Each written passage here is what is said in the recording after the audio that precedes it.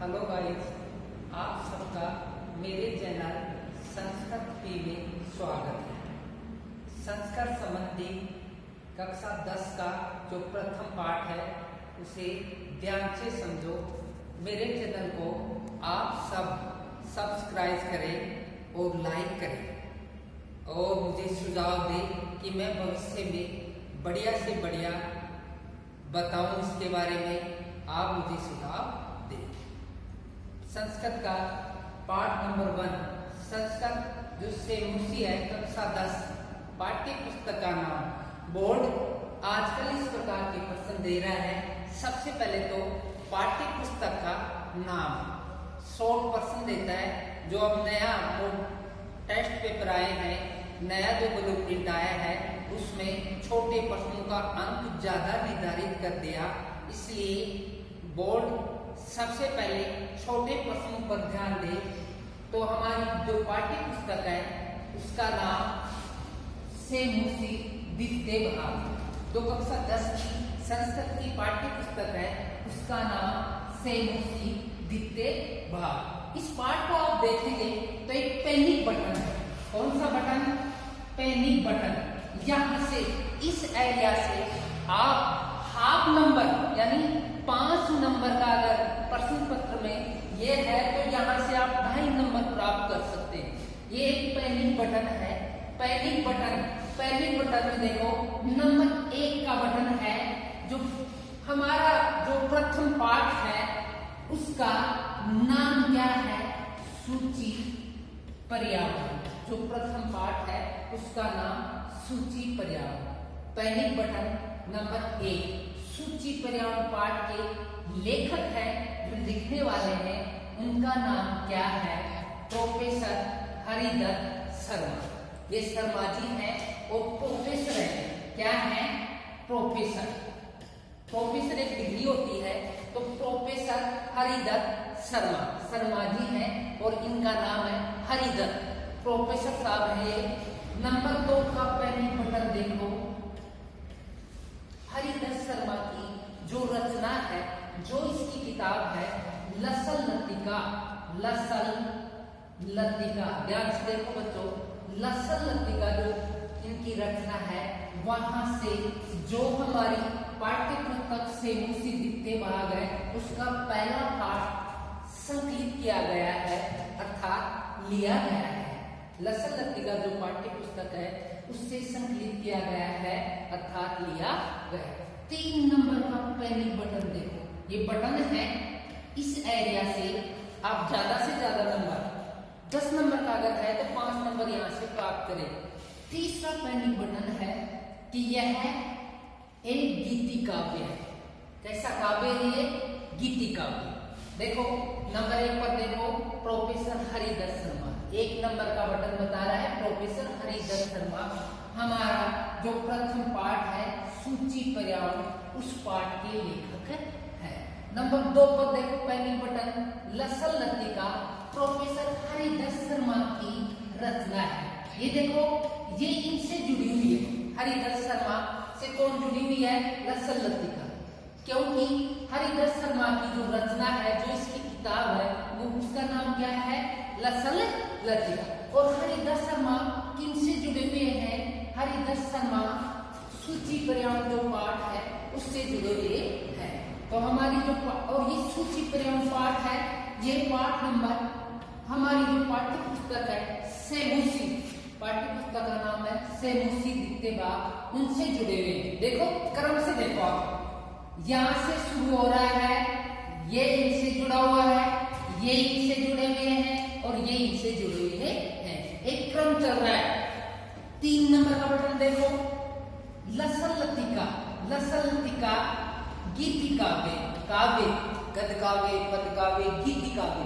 गीति काव्य का मतलब गीत के माध्यम से लेखक जो प्रोफेसर हरिदत्त शर्मा है गीत के माध्यम से हमें बता रहे हैं, हमें समझा रहे हैं। तो यह एक गीति काव्य है। जो पहला पाठ है सूची का मतलब होता है पवित्र, साफ सुथरा, शुद्ध।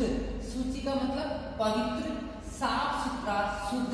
पर्यावरण हमारा पर्यावरण होना चाहिए। पाठ से ही स्पष्ट हो रहा है।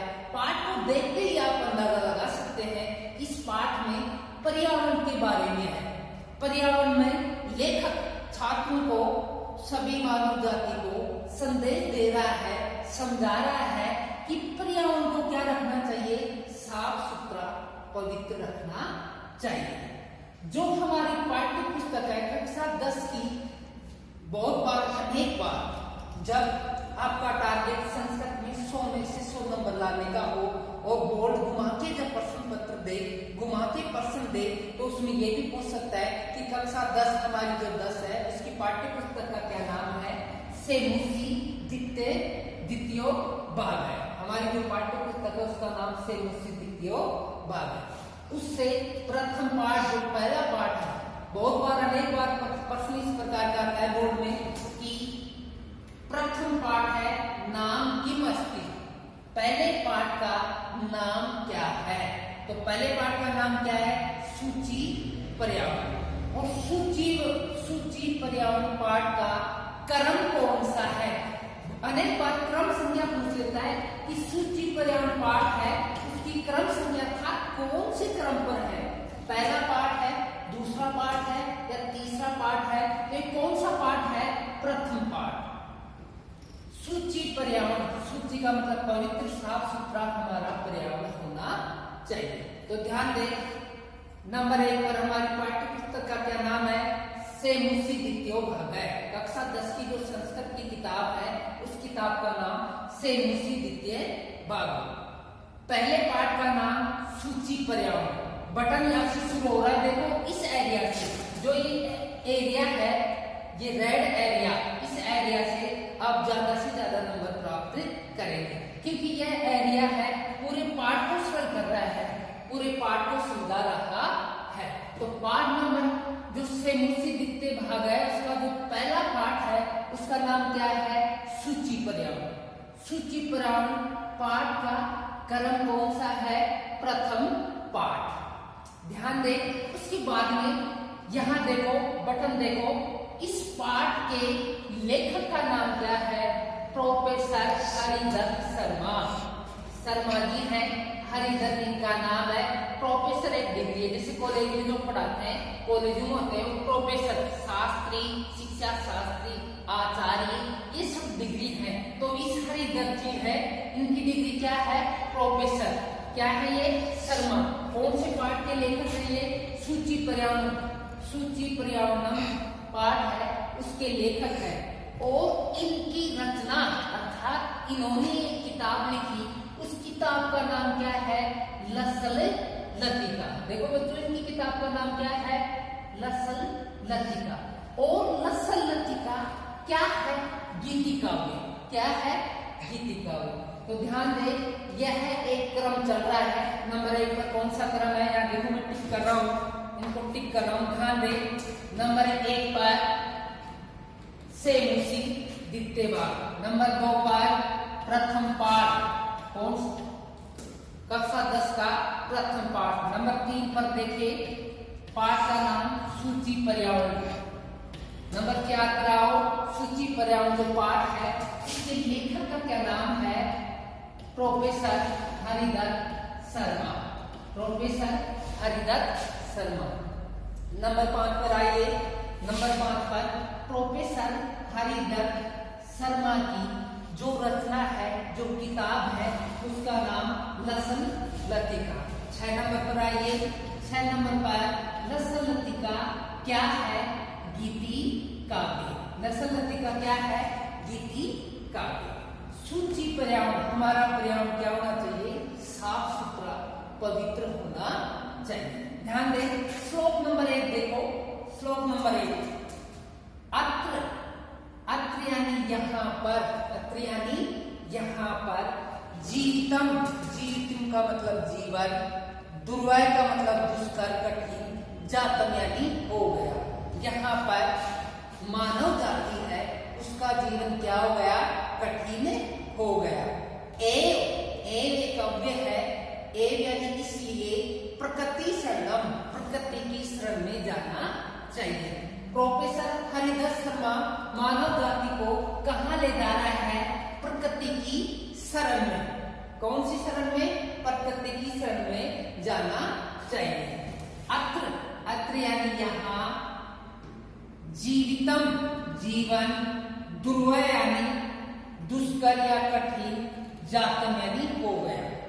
यहाँ पर जीवन कठिन हो गया। ध्यान दें, संस्कृत भाषा में शब्दों का कोई क्रम नहीं होता है। इस शब्द को यहाँ भी लिख सकते हो, इस शब्द को आप यहाँ भी लिख सकते हो, लेकिन हमारा अर्थ स्पष्ट रूप से आए, हमारा उच्चारण सही हो, इसके लिए सब पहले हम क्या लेते हैं? अन्वय। अन्वय क्यों लेते हैं? क्योंकि हमारा अर्थ स्पष्ट रूप से आए, उच्चारण सही हो, उसके लिए हम क्या लेते हैं? अन्वय। संस्कृत भाषा में शब्दों का कोई क्रम नहीं होता है। इस शब्द को आप यहाँ भी रख सकते हो, इस शब्द को आप यहाँ भी रख सकते हो, लेकिन उच्चारण करने के लिए हम क्या लेते हैं? अन्वय। ध्यान दें इधर, जैसे यहाँ ध्यान दे, राम है, राम गच्छति, जाता है जयपुरम।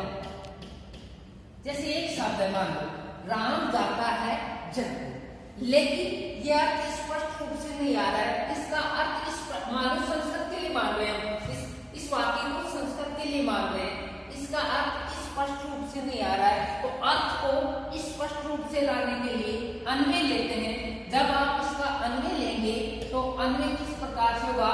देखो, राम है, ऐसे की ऐसे, जयपुरम, 2 नंबर पर कौन आ गया? जयपुरम। 3 नंबर पर गच्छति। अब हमारा अर्थ स्पष्ट रूप से आ रहा है, राम जयपुर जाता है। उसी प्रकार इस श्लोक का अर्थ स्पष्ट रूप से लाने के लिए हम क्या लेते हैं? अन्वय। ध्यान दें, अन्वय इसका क्या होगा? यहाँ पर कठिन, जीवितम, देखो कठिन, यहाँ जीवन, जातम हो गया। अर्थ स्पष्ट रूप से नहीं आ रहा है, अर्थ स्पष्ट रूप से इस प्रकार से आएगा, यहाँ पर जीवितम जीवन, दुर्वय कठिन, जातम हो गया। यहाँ पर जीवन कठिन, जातम हो गया। यहाँ पर जीवन कठिन हो गया। मान लो एग्जाम आ जा कि इस पद में क्रिया क्या है, तो क्रिया का पद कौन सा है? जातम। बोर्ड एग्जाम में आता है, दुर्वम अत्र जीवितम जातम, अत्र क्रियापदम किम, तो हमारा उत्तर होगा, आंसर होगा जातम। यहाँ क्रिया का पद क्या है? जातम। तो यहाँ पर जीवन कठिन हो गया, इसलिए प्रकृति की शरण में जाना चाहिए। लेखक समझा रहा है, प्रेरणा दे रहा है कि यहाँ पर इस धरातल पर, इस पृथ्वी पर प्रकृति का, इस पृथ्वी पर जीवन, मानव का जीवन कठिन हो गया, इसलिए उसका इलाज क्या है? प्रकृति की शरण में जाना चाहिए।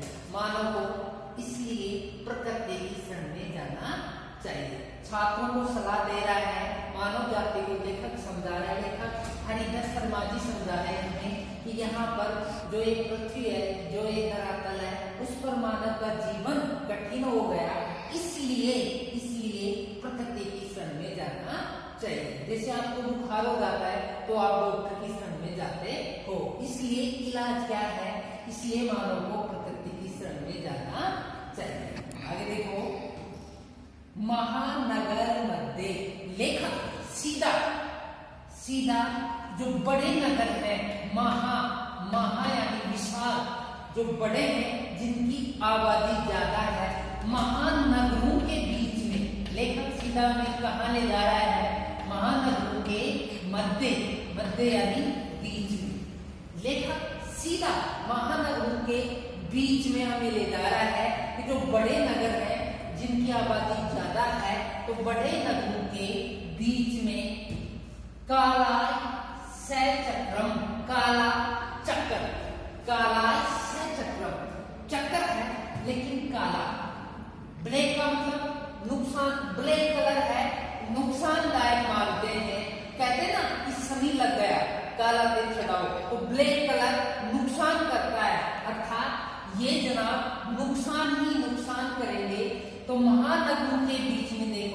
काला सचक्रम, काला चक्कर, चक्कर प्रदूषण रूपी लोहे का चक्कर, जो प्रदूषण है उसका एक ब्लैक चक्कर, काला चक्कर कहाँ मिलेगा आपको? महानगरों के बीच में। तो महानगर मध्य जो बड़े नगर हैं उनके बीच में मध्य में काला सचक्रम प्रदूषण रूपी लोहे का चक्कर अनिशम, अनिशम यानी दिन रात, चलत यानी चलता है। महानगरों के बीच में प्रदूषण रूपी लोहे का चक्कर, प्रदूषण रूपी चक्कर, प्रदूषण रूपी काला चक्कर दिन रात चलता है। चलने का समय दिन रात है, ये नहीं है कि सुबह चलता है शाम को चलता है, बिल्कुल नहीं। एनिसम, एनिसम का मतलब दिन रात। जैसे ब्याज, महाजन का ब्याज दिन रात चलता है, उसी प्रकार प्रदूषण रूपी लोहे का चक्कर महानगरों के बीच में दिन रात चलता है। तो ये कहाँ मिलेगा प्रदूषण रूपी लोहे का चक्कर? महानगरों के मध्य, मध्य यानी बीच में। मैं बोला हुआ पश्चिम, लेखक सीधा कहाँ का वर्णन कर रहा है? जो बड़े नगर हैं उनके मध्य यानी बीच में क्या मिलेगा आपको? काला सचक्रम प्रदूषण रूपी लोहे का चक्कर। इसका कार्य क्या है? ये दिन रात चलता यानी चलता है, ये नहीं सुबह चल रहा है शाम, नहीं, एनिसम दिन रात चलता यानी चलता है। अब देखो जब ये चलता है उस समय इसके क्या नुकसान है और क्या लाभ है? लाभ कुछ भी नहीं है, केवल नुकसान ही नुकसान है। नंबर 1 पर देखो, मन है, जो मानव जाति का मन है उसका शोषण करता है, अर्थात मन का शोषण करता है।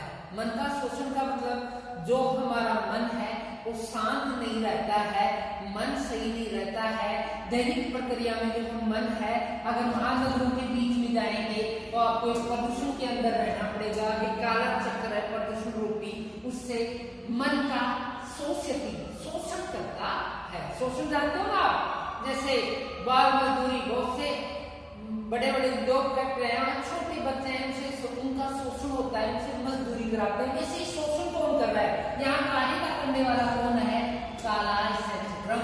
करता कौन है?